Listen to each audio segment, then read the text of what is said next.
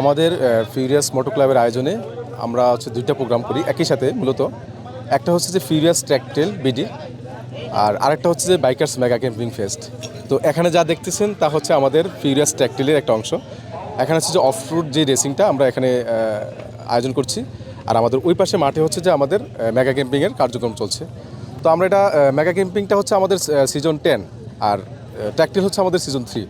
তো ইনশাল্লাহ এই বছরও আমাদের যে ব্যাপক সাড়া পেয়েছি যে আমাদের ট্র্যাক ট্রেলে, এটা খুব ভালো একটা সারা ফেলতে পেরেছি। ধারাবাহিকতায় সিজন 3 শুরু করেছি, ইনশাল্লাহ সামনের দিকে আরও ভালো কিছু হবে।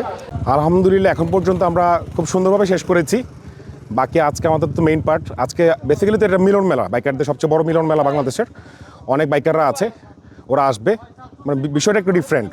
আমরা চেষ্টা করেছি হচ্ছে এমন একটা কালচার ক্রিয়েট করতে বাংলাদেশে, সেটা হচ্ছে গিয়ে এই স্পোর্টস গেমস। আমরা চাই মাদকমুক্ত সমাজ। ইয়াং পার্সনরা যারা বাইক ভালোবাসে তারা রাস্তায় গিয়ে ইলিগেলি রেস করতে চায়।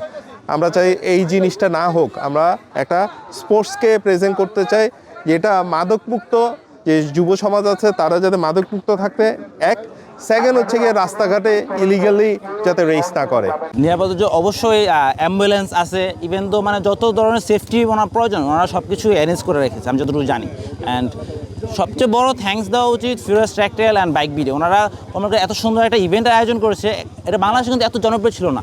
ওনাদের মাধ্যমে ওনারা কিন্তু ফার্স্ট এই অফরোডিং রেসটা একটা শুরু করেছে।